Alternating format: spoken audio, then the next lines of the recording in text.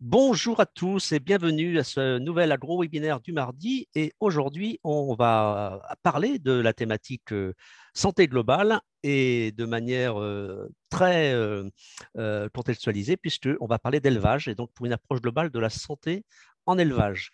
Et là, en abordant la question des enjeux, des méthodes et des perspectives sur les trois niveaux d'échelle. Donc, on a hâte de découvrir ces interventions puisqu'on va aborder à la fois la question, la ferme, le territoire local, mais aussi jusqu'au territoire global. Et pour ce webinaire, j'ai le plaisir d'accueillir 4 intervenants. Audrey Michaud, qui est enseignante-chercheuse à VET-AgroSup, Emma André, qui est chef de projet environnement à Interbev, avec Apolline Pissot, qui est étudiante à VET-AgroSup. Elles interviendront ensemble. Et Bruno Martin, qui est chercheur à INRAE. Et donc, avant de donner la parole aux intervenants, je vous rappelle que vous avez deux façons d'interagir avec les intervenants et l'animateur. D'une part, le bouton discussion ou chat ou converser, c'est ce bouton qui vous permet de nous donner des informations ou de me faire part de vos éventuels soucis techniques, ce qui est extrêmement rare, ça n'arrive jamais. Et puis, l'autre bouton que l'on vous conseille vivement d'utiliser, c'est le bouton QR. En cliquant sur QR, vous pouvez poser toutes vos questions pour le Q et R pour réponse, puisque les intervenants vous répondront à la fin de leurs interventions en direct, en essayant de faire en sorte de le répondre à tous. Mais n'hésitez pas à poser toutes vos questions au fil des interventions. Cela me permet de les relier et de les relayer et de les organiser quand il y a des questions qui se ressemblent. Voilà, je vais donc donner la parole à Audrey Michaud qui va intervenir en premier dans ce webinaire. Et Audrey, avant d'intervenir, va essayer de donner le contour du sujet qu'ils vont traiter. À toi, Audrey. Bonjour, donc merci beaucoup. Donc merci pour votre présence aujourd'hui. Donc effectivement, avec les collègues, on va vous présenter une formation de master qui s'inscrit dans les questions de Global Health. Les questions de Global Health sont des questions qui sont développées au sein de VET-AgroSup. Et si ce master s'inscrit dans le Global Health, vous allez voir que par la suite, on ne va plus vraiment parler de Global Health, mais plutôt de Global Quality, c'est-à-dire de qualité globale. Parce que si on est bien dans des approches systémiques et des approches qui peuvent être très globales, on a fait le choix d'orienter comme clé d'entrée pour ce master, d'aller autour de la qualité pour avoir notamment un peu plus d'opérationnalité. On va donc vous présenter concrètement le master qu'on a monté avec des collègues au niveau national et international qui s'appelle Global Quality in European Livestock Production. Alors, notre présentation va s'organiser de la manière suivante. Donc, moi, je vous présenterai la formation de master. Ensuite, Apolline et Emma vont illustrer par un travail concret qui est fait donc, notamment dans le cadre du master, donc à travers un projet qui est effectué. Et enfin, Bruno montrera dans quelle mesure les approches qu'on développe, notamment dans le master, peuvent être développées en recherche. Alors pourquoi est-ce qu'on a réfléchi à une nouvelle formation en sciences animales et surtout dans le contexte actuel?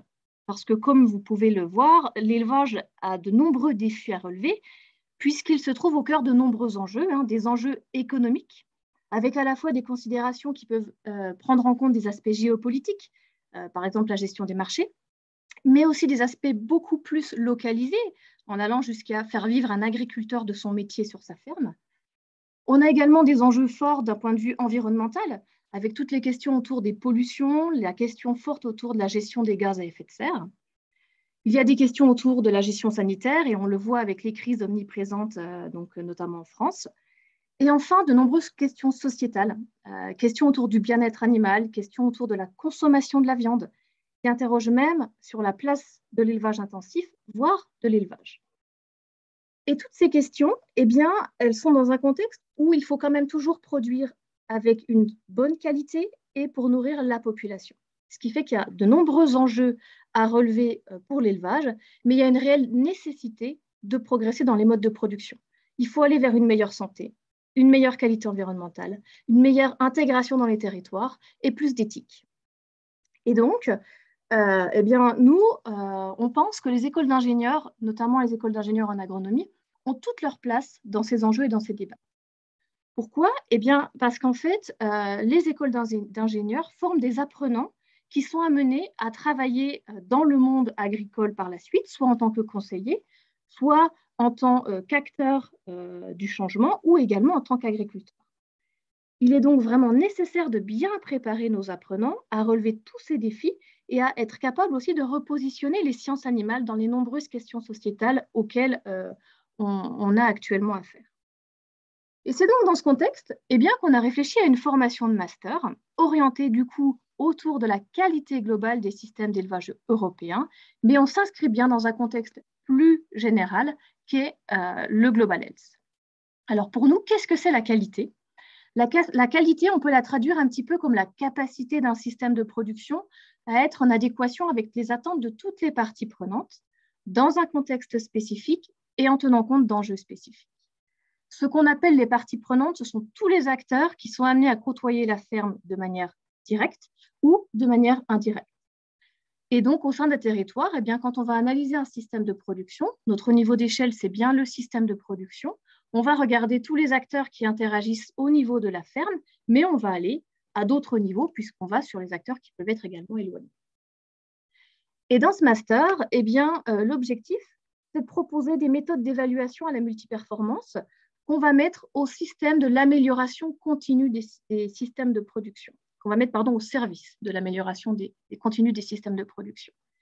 Et c'est ça qui est intéressant.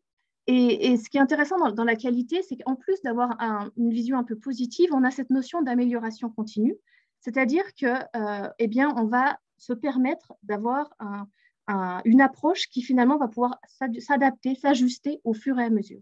Si demain, si dans 5 ans, si dans 10 ans, il y a de nouveaux enjeux, et il y en aura d'autres, eh bien, on se donne la possibilité de les intégrer dans cette approche. C'est ce que j'ai essayé de représenter dans les petits points dans la figure ci-dessous. Et donc, nous, comme on est bien sur une formation donc, qui est co-construite entre la recherche et le monde professionnel, mais vous allez voir par la suite avec les illustrations, et on est bien sur des approches biotechniques et de sciences humaines et sociales. Mais on est d'abord sur une entrée en sciences animales. Donc, on est bien sur un master autour de l'élevage. Mais comme on s'intéresse à la qualité globale et au regard des enjeux qu'on a mentionnés juste avant, eh bien, on est obligé de tenir compte des questions environnementales, des questions sanitaires et des questions de bien-être animal, des questions d'éthique et plus largement aussi de philosophie de l'élevage, des questions d'intégration dans les territoires et d'économie et de géopolitique. Eh bien, nous, ça, c'est ce qu'on appelle nos volets de la qualité. Tous ces volets, on les a intégrés dans la formation. Et l'objectif, c'est que pour chacun de ces volets, eh bien, les spécialistes de ces différents volets amènent des connaissances aux apprenants, mais aussi des outils qu'ils peuvent mettre au service d'une approche qu'on appelle notre approche de la qualité globale. Alors, qui est-ce qui est impliqué dans cette formation? Donc, c'est une formation de 2 ans. C'est un master en 2 années en anglais, parce que donc on a une vocation européenne. Et plusieurs établissements sont impliqués.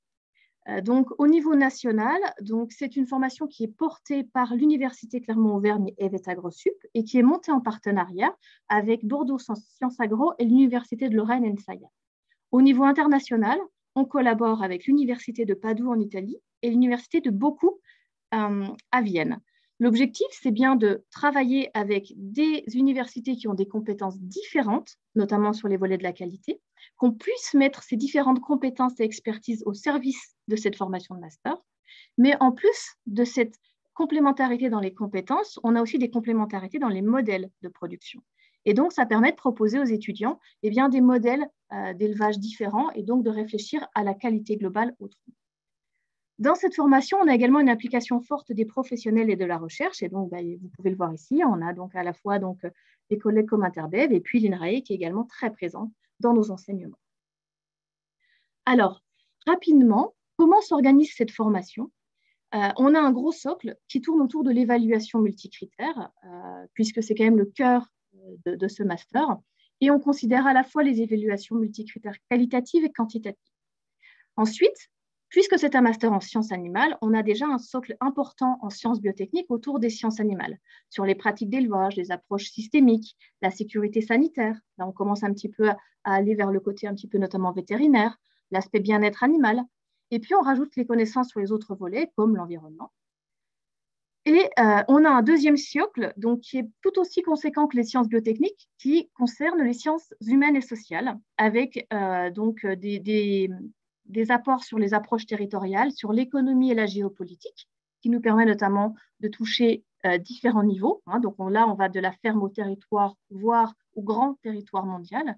Et puis, on touche des questions plus complexes peut-être pour nos apprenants et pour nous en tant notamment que zootechniciens, qui vont vers l'éthique et la philosophie de l'élevage. Et puis, pour armer aussi nos apprenants, eh bien, on leur amène un certain nombre d'outils innovants, notamment, par exemple, des démarches participatives ou des outils de management en situation mouvante. Donc, en plus de ces apports théoriques, les étudiants partent en stage en première et en deuxième année. Et les métiers visés, eh bien, ce sont des métiers qui peuvent être les mêmes que des métiers d'ingénieur, des métiers aussi qui peuvent être nouveaux, comme par exemple des métiers autour de la responsable qualité globale en production animale. Donc, ce sont des métiers notamment qui se développent sur le terrain. Alors, pour terminer, dans notre formation, on essaie de proposer une pédagogie innovante et variée pour pouvoir s'adapter aux différents publics qu'on a, puisque c'est une formation qui est ouverte aux ingénieurs, aux vétérinaires et aux universités. Et de différents, donc de biologie, d'agronomie. Donc, on a vraiment des personnes très différentes et c'est ce qui en fait la richesse. Et notamment, on met des travaux de groupe et des mises en situation importantes pour que cette richesse puisse entre guillemets, fleurir et vivre. Et du coup, eh bien, on propose notamment des séjours, par exemple, des groupes de travail, pardon, mais des séjours aussi sur le terrain avec, pour l'approche territoriale, les étudiants étaient dans les Cévennes et puis en parallèle dans la chaîne des Puys pour bien mettre en place les outils qui ont été proposés. Il y a des études de cas qui sont très variées en France, avec, là, vous voyez peut-être pas très bien, mais ils sont partis du côté de Bordeaux travailler donc, sur les systèmes d'élevage qu'on peut trouver sur cette zone-là. Il y a des mises en situation avec des outils très innovants, comme le design thinking, qui teste dans les enseignements. Et puis, il y a un projet fil rouge, qu'on appelle un projet finalement qui est intégrateur sur toute l'année. Et c'est ce projet-là qui est mené avec un partenaire, donc qu'on appelle nous un commanditaire dans notre petit langage en pédagogie. Et c'est celui-ci que mes collègues vont développer. Juste avant de leur passer la parole, je voulais aussi insister sur vous donner d'autres exemples possibles de pédagogie qui peuvent être développés. Il y aura des webinaires, il y a des webinaires aussi que nos étudiants vont mettre en place les 8 et 15 mars prochains pour présenter aussi des choses qu'ils ont pu faire dans un module de géopolitique, pour montrer à quel point les différents niveaux d'échelle peuvent être abordés, avec bien sûr un regard de zootechnicien à la base. Donc à présent, je vais passer la parole à Emma et à Apolline qui vont vous présenter, là justement, elles vont faire un petit focus sur le projet intégrateur. Oui, bonjour, merci Audrey. Avant de démarrer, juste pour compléter la présentation qui a été faite au début, je suis donc en charge des sujets environnementaux chez Interbev et cela s'inscrit dans le cadre d'une équipe plus large qui est responsable du déploiement et de la construction de la démarche de responsabilité sociétale de la filière, donc le pacte pour un enjeu sociétal. Et donc plus particulièrement à mon niveau, je dois suivre les enjeux environnementaux pour la filière et construire et déployer vraiment cet axe environnement. Voilà. Donc maintenant, pour revenir plus précisément sur le sujet qui nous occupe, tout ce projet a démarré au départ avec un travail étudiant qui a été mené en 2021, dans le cadre d'un projet concret qui avait été proposé par Interbev. En 2021, il y a eu une forte actualité autour de la question d'affichage environnemental qui reposait des questions autour de l'évaluation appliquée au système agricole, avec en particulier une forte actualité autour d'une expérimentation de méthodologie. Et aujourd'hui, en France, la base de données qui fait référence pour l'évaluation des produits alimentaires, c'est la base Agribalise qui repose sur la méthodologie d'analyse de cycle de vie, qui présente un certain nombre de questionnements et de limites quand elle est appliquée au cas de systèmes agricoles, et en particulier quand on s'intéresse à des systèmes agroécologiques ou alors à l'élevage herbivore. Il y a certaines questions autour de la prise en compte des externalités et d'externalités positives de ces systèmes. Et donc, le projet qui avait été proposé aux étudiants, c'est de repartir de cette méthodologie et de la base Agribalise et d'analyser cet outil sous l'angle de l'évaluation environnementale pour le cas spécifique des systèmes allaitants herbagés et d'essayer d'apporter un regard scientifique critique et de proposer des améliorations et des perspectives pour cette méthode. Et l'ACV est une méthodologie qui va rapporter l'évaluation environnementale à un produit, mais il est intéressant derrière cette seule notation produit, d'aller s'interroger sur une approche un peu plus systémique et de voir quelle est la réalité de terrain derrière.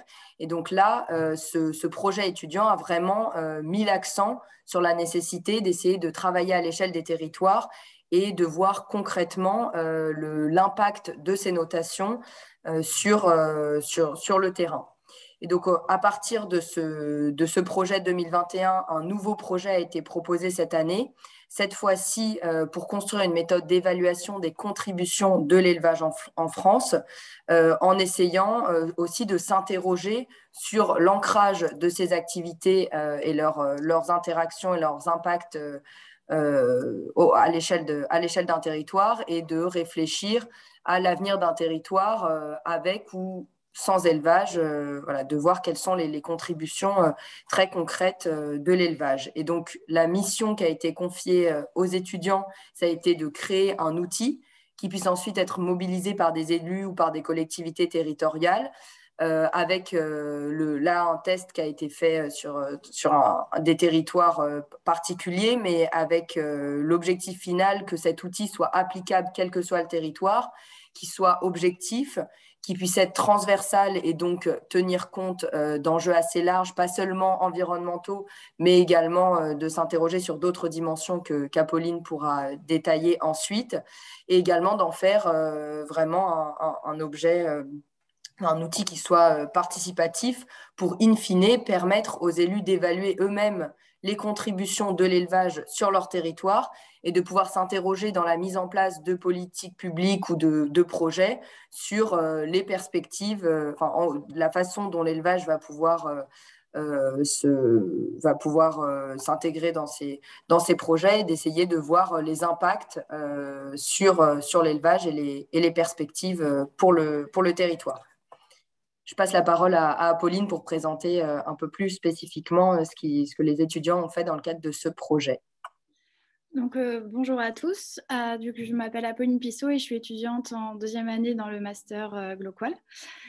Et donc, pour débuter, lorsqu'on a eu cette commande d'Interbev, on a voulu créer une réponse qui soit objective grâce tout d'abord à une approche scientifique. Et donc, nous avons compilé des recherches qui avaient déjà été effectuées, donc, comme par exemple Richavi et Al et le rapport ESCO de 2016, sur du coup une compilation des différentes recherches sur les 4 angles donc, qui sont sur le schéma, vitalité territoriale, approvisionnement alimentaire, patrimoine et qualité de vie et protection de l'environnement. Donc en fait, on a aggloméré tous les travaux de recherche et également différentes méthodes pour évaluer ces contributions au sein de ces 4 piliers. Donc on peut voir par exemple vitalité territoriale autour de la vitalité rurale, l'ancrage territorial, patrimoine et qualité de vie sur les questions de patrimoine, de qualité de vie, mais également d'activités annexes. Et donc, cette partie gauche, on va dire, c'est plus des données qui seront qualitatives et la partie droite plus quantitative sur l'approvisionnement alimentaire et la protection de l'environnement, par exemple.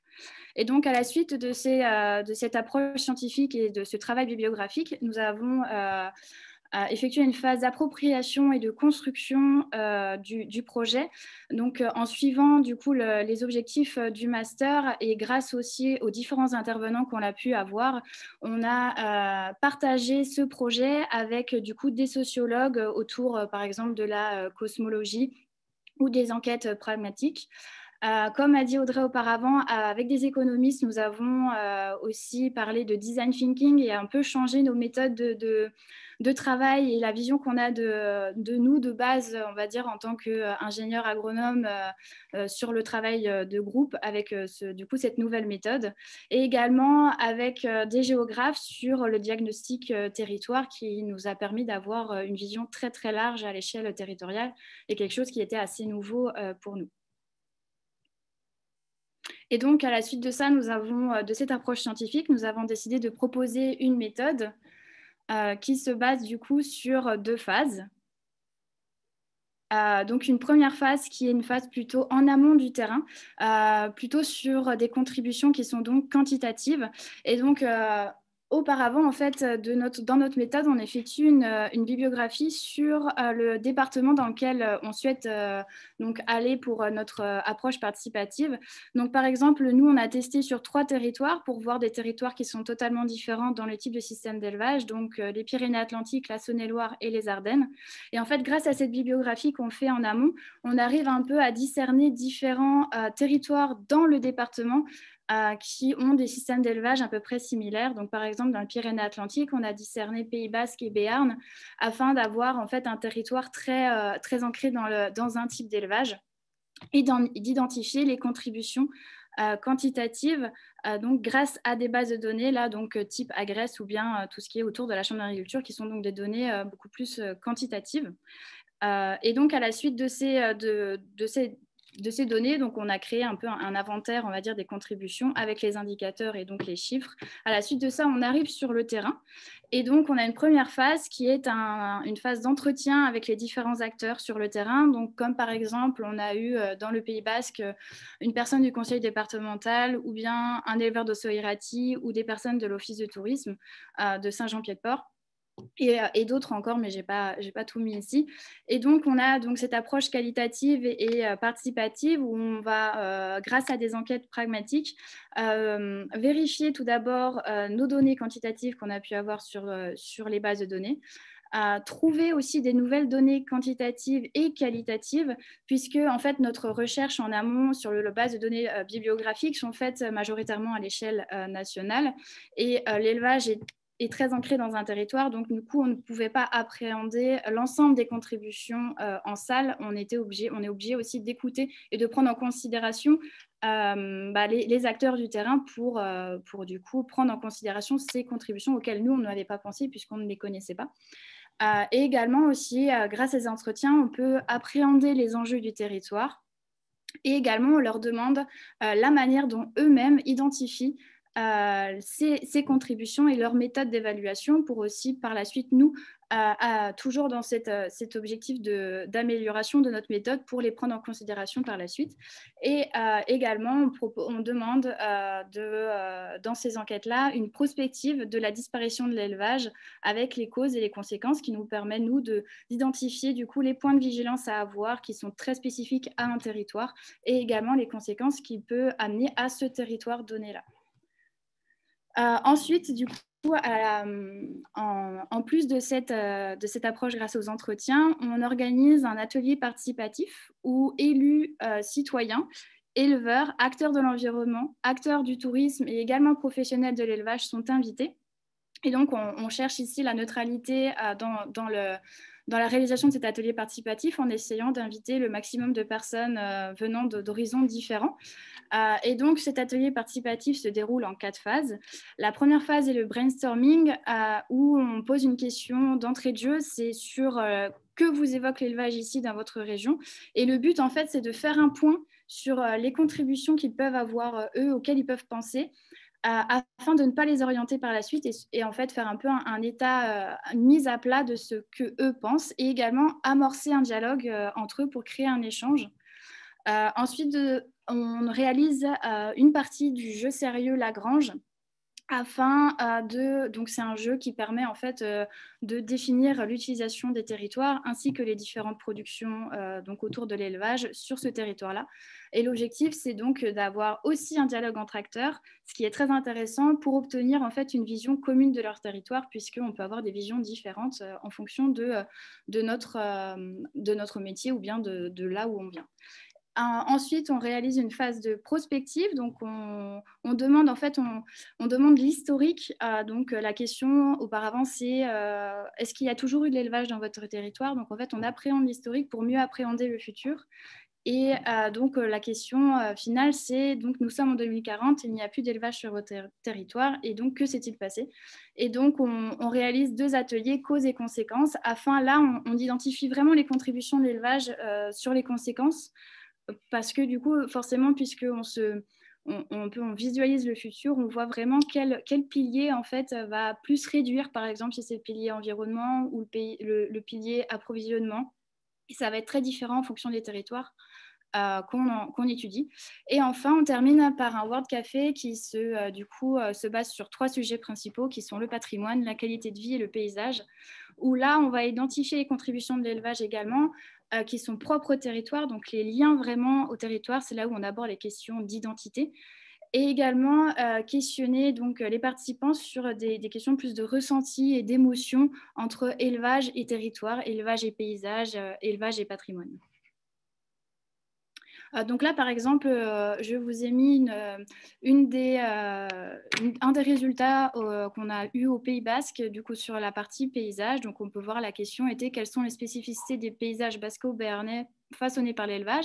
Donc, d'une part, on a des réponses, on va dire, plus de l'ordre de la logique, entre guillemets, mais on va aussi avoir des réponses qui sont plus du ressenti et des choses que nous, on n'avait vraiment pas du tout imaginé. Et on aborde ça aussi sur la 3e question, sur les émotions, quand on leur demande qu'est-ce qu'ils ressentent en fait quand ils voient les paysages liés à l'élevage dans leur territoire.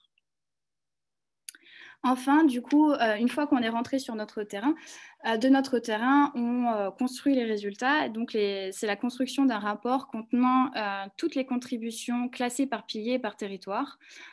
Donc, on les classe dans un tableau, qu'elles soient positives, négatives ou absentes, puisque l'absence de contribution est également une réponse, avec les indicateurs qui nous ont permis de les évaluer, et également une évolution de ces indicateurs-là en fonction de tout ce que les acteurs ont pu nous transmettre lors des différents terrains.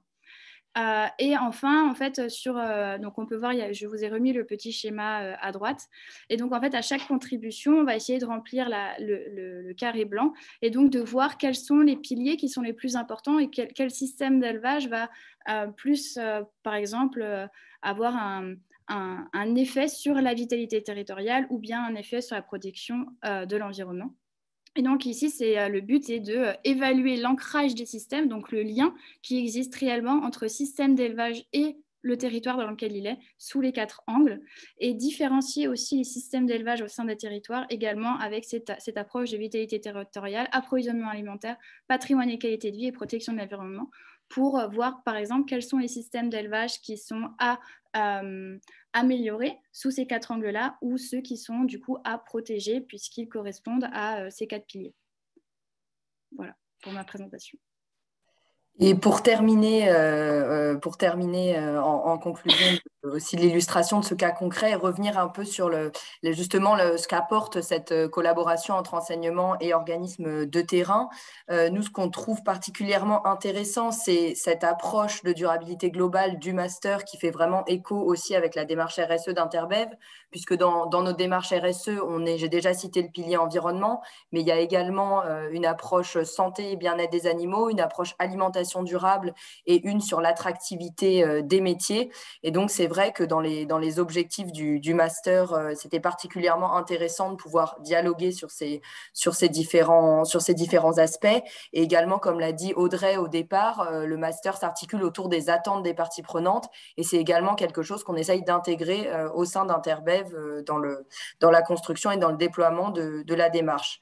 Également, un autre point, c'est le fait que le master s'articule autour d'un projet qui permet aussi d'aller directement sur un territoire à la rencontre des acteurs de terrain. Ça permet, là on était plutôt sur le cas des méthodologies d'évaluation, ça permet aussi de tester et de pouvoir améliorer des méthodologies. Et donc, pour nous, du côté d'Interbev, c'est une approche qu'on souhaite particulièrement encourager et qu'on trouve assez cohérente de pouvoir avoir ce retour justement concret, terrain, en lien avec les acteurs de la filière et également d'autres parties prenantes.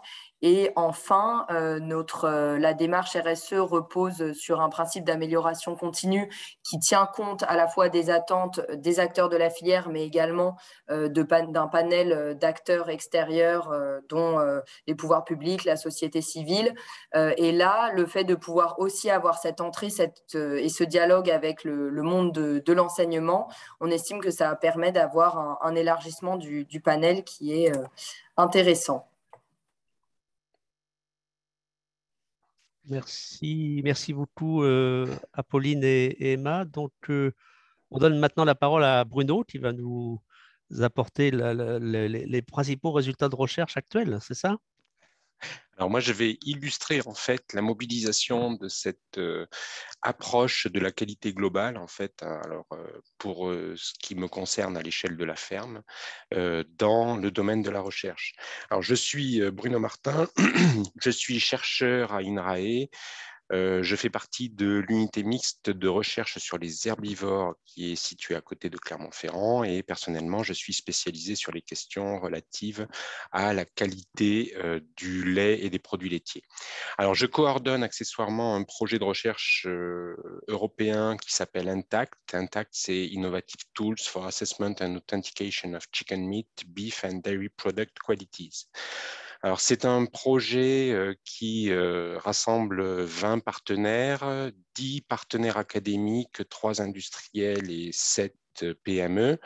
10 pays qui sont représentés là sur cette carte européenne et c'est un projet qui a démarré en juin 2021 et qui se terminera en mai 2026. Donc on en est au tout début, donc je n'aurai pas beaucoup de résultats pour l'instant à vous présenter, mais c'est juste en termes d'illustration.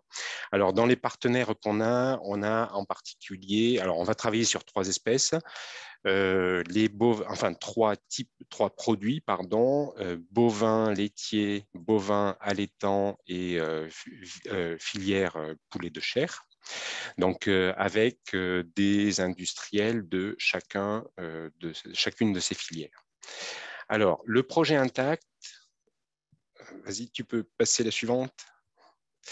Le projet INTACT, en fait, l'objectif premier de ce projet, c'est d'établir des liens entre la diversité des systèmes de production qui existent à l'échelle européenne. Donc, pour les 3 types de produits, donc poulet de chair, viande bovine et produits laitiers, et les différentes dimensions de la qualité des produits. On est bien focalisé sur la qualité des produits. Alors, on a développé, on s'est beaucoup inspiré de l'approche qualité globale qu'on développe dans le master et dans lequel j'interviens, pour définir un concept de One Quality, en fait. Alors, la One Quality, c'est en fait l'association entre la qualité intrinsèque des produits, donc on a représenté sur le côté sanitaire, sensoriel et nutritionnel essentiellement ici, et puis la durabilité des modes de production. Voilà. Donc l'objectif du premier, c'est établir des liens. Quelles sont ces différentes dimensions de la qualité dans la diversité des systèmes de production européens. Alors, nos enjeux, ce sont de développer des modèles liant les types de systèmes de production et différents traits de qualité sur le plan sanitaire, sensoriel et nutritionnel, et de co-construire avec les acteurs des filières des outils analytiques pour prédire cette qualité. Donc là, on pense essentiellement à des outils de type infrarouge, donc rapide, pour prédire la qualité intrinsèque de ces produits et éventuellement la qualité extrinsèque également d'ailleurs, et authentifier les systèmes de production. Donc là, l'enjeu, c'est de prendre une bouteille de lait, d'obtenir un spectre infrarouge, par exemple, dessus, ou une autre méthode, et d'être capable, à partir de ce spectre, de dire si le lait a été produit dans une ferme intensive, par des animaux qui étaient à l'herbe, ou au contraire nourris avec de l'ensilage de maïs, etc.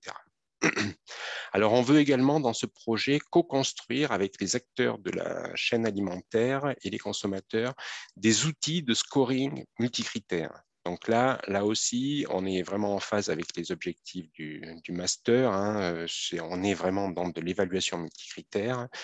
Et à titre d'exemple, on voudrait essayer d'aller un petit peu plus loin que l'outil connaît tout le monde en ce moment, le Nutri-Score par exemple, et essayer d'améliorer cet outil-là et d'intégrer d'autres dimensions de la qualité dans ces outils de multiscore.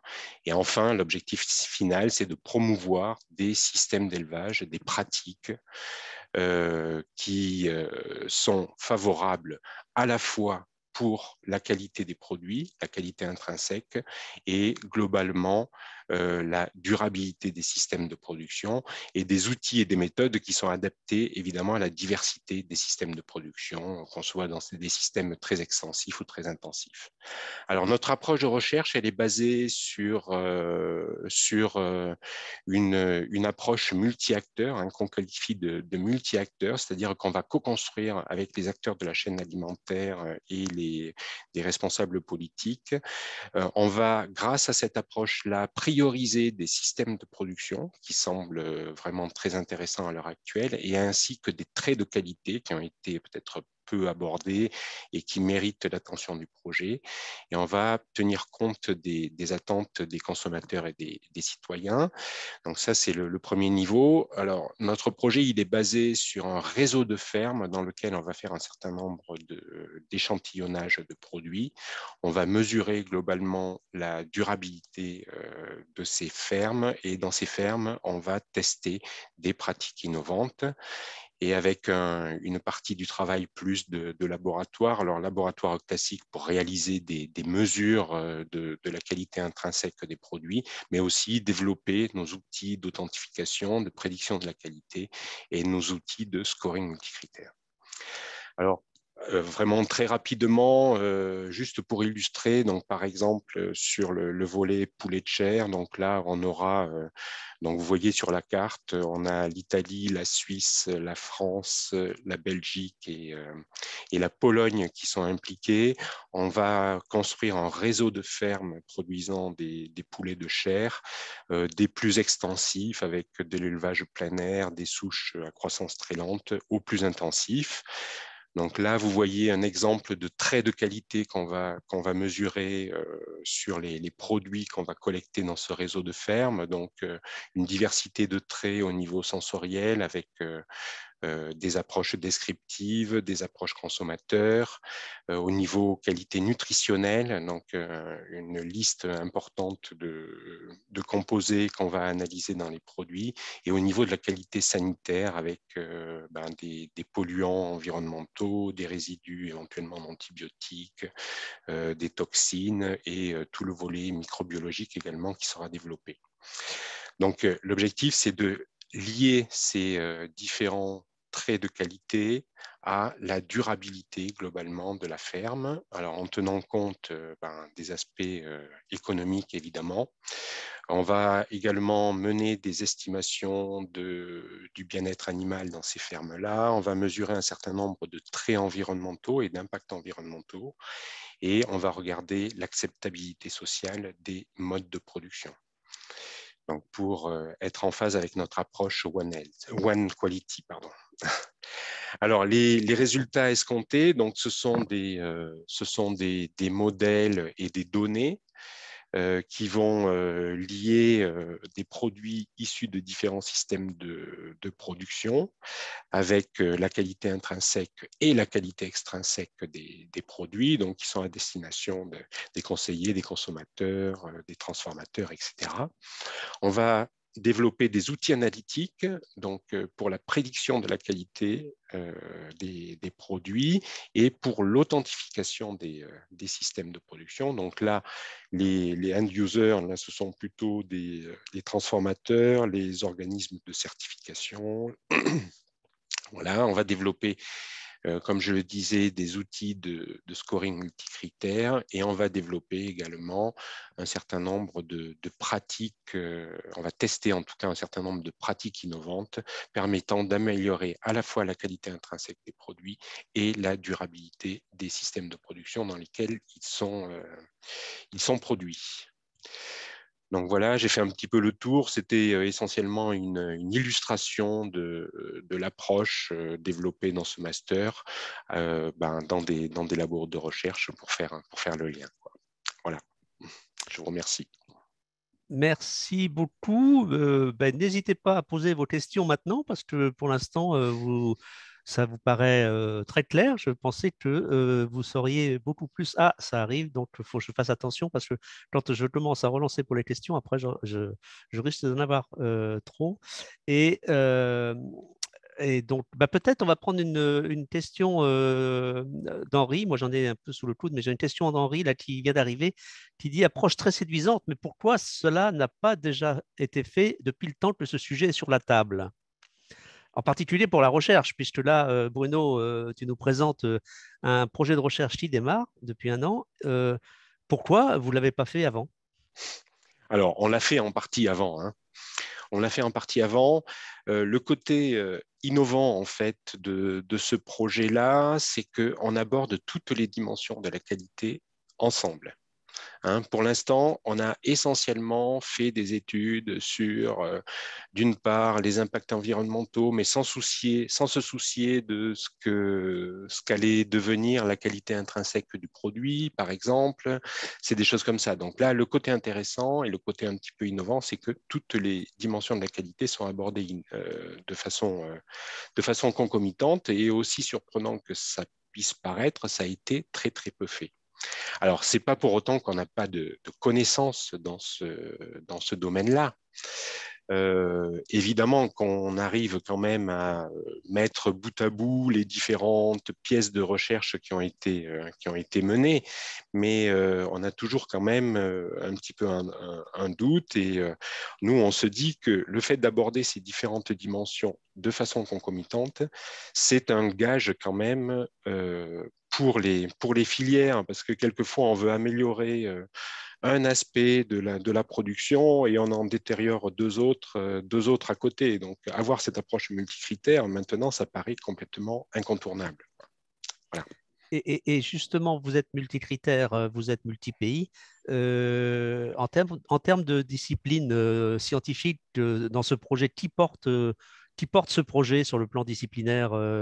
Est-ce qu'il y a des disciplines phares ou est-ce que finalement, et du coup, pour relier la question de Benoît, votre démarche devrait intéresser les vétérinaires? Avez-vous prévu de les présenter à la presse professionnelle, mais au-delà de ça, est-ce qu'il y a des vétérinaires à la fois dans la formation et dans la recherche?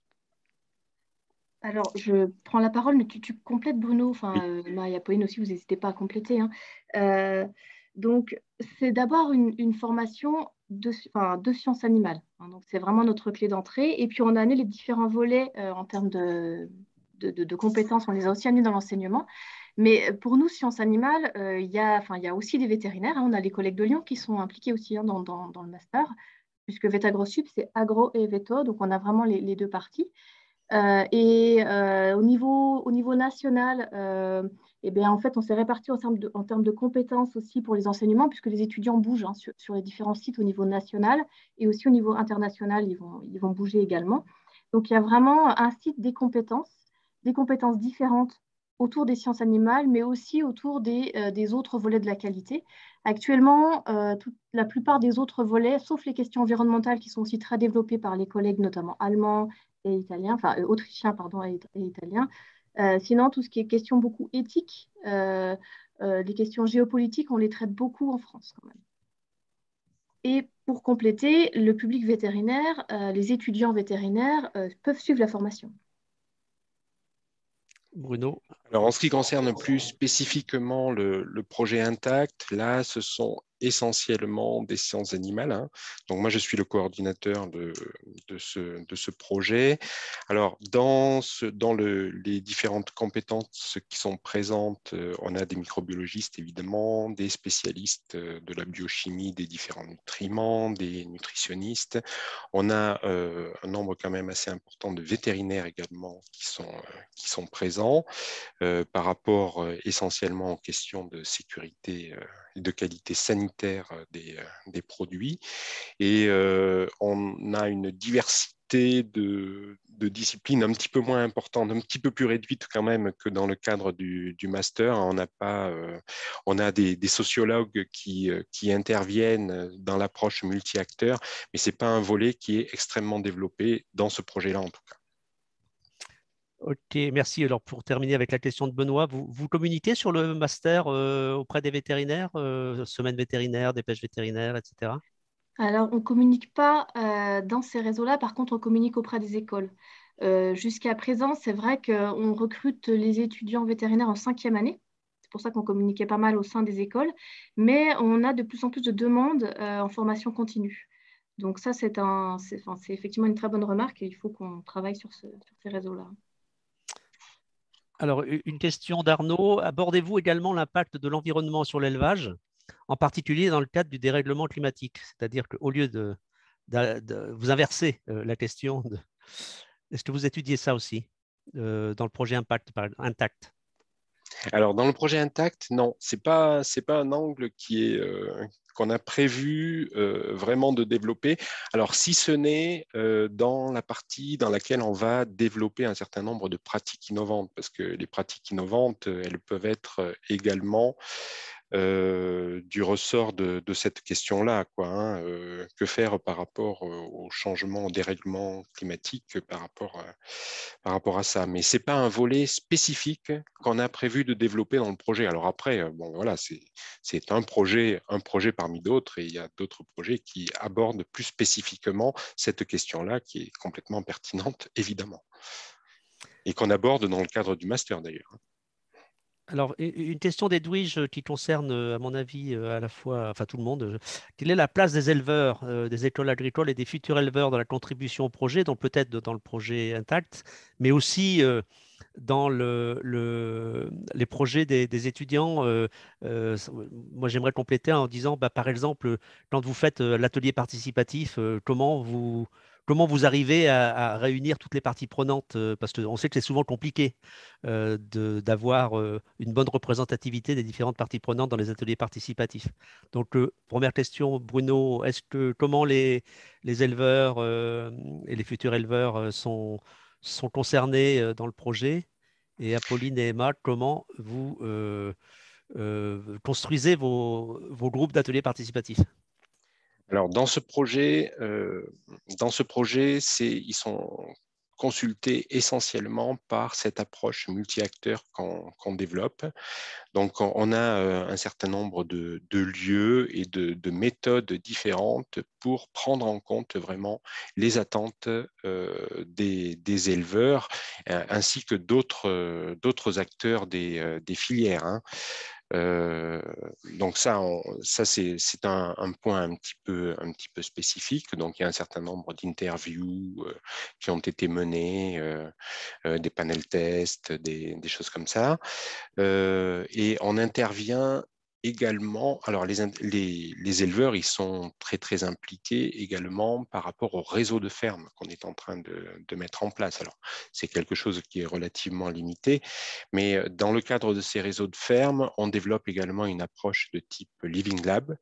Donc là, c'est-à-dire que ce sont des groupes vraiment d'éleveurs qui, au vu de leurs résultats, du diagnostic en fait, de leurs produits et de la ferme qui va être réalisée, se disent, bon ben voilà, moi je décide de changer une de mes pratiques pour essayer d'améliorer cette qualité globale de mes produits et de mes modes de production.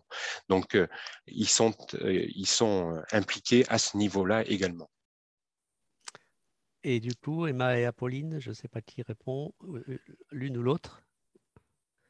Alors, je peux répondre sur le terrain. Du coup, on a contacté plusieurs éleveurs. En fait, dans notre semaine terrain, notre objectif, c'est de rencontrer les éleveurs, donc que ce soit dans la phase d'entretien, également dans l'atelier participatif, euh, et d'avoir toujours cet avis-là qui est représenté dans notre étude. Donc, c'est vraiment très important pour nous et ils sont présents, donc que ce soit par l'atelier participatif, donc par des échanges, ou bien aussi par des visites pour nous aussi voir le système et avoir directement cet avis sur leur ferme, dans leur environnement. Ok. Emma, tu voulais rajouter quelque chose? C'était juste pour compléter après sur le volet, là c'était pour la réponse d'Apolline pour la partie de ce qui a été mené pour construire le projet. Nous, de côté Interbev, pour la suite, ce sera aussi intéressant qu'on puisse présenter à nos organisations ce qui a été fait et d'avoir le retour. Donc c'est plutôt un retour en aval, mais un retour de regard d'éleveurs sur cette méthodologie et sur le projet qui a été mené. Peut-être, Emma, pendant que vous avez la parole, vous n'éteignez pas votre son, une question d'Arnaud qui dit quelle perspective de valorisation de cette démarche de qualité globale dans les filières?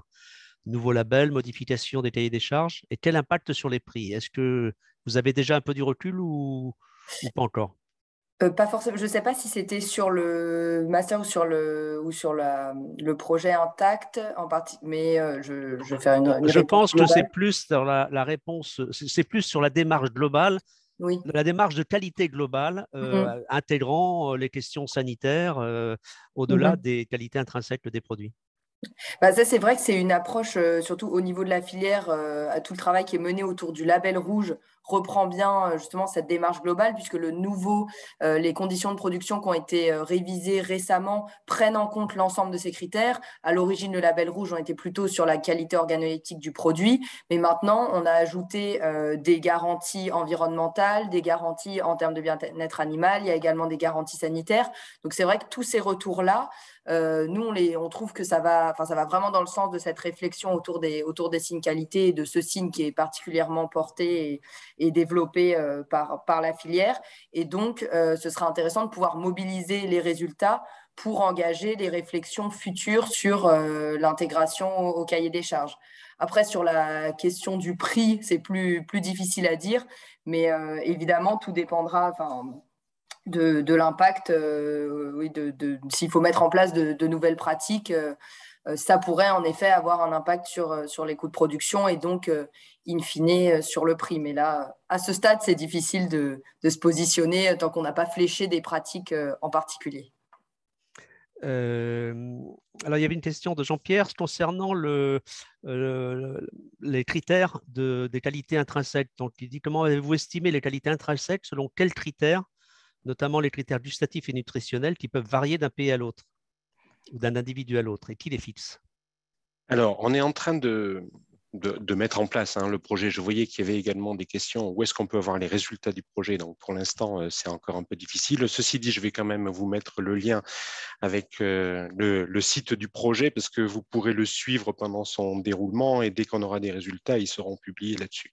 Alors, pour répondre à la question, on a défini un certain nombre de traits de qualité au regard de la bibliographie existante et des manques de connaissances Donc là, ce sont les chercheurs qui ont identifié un certain nombre de traits de qualité.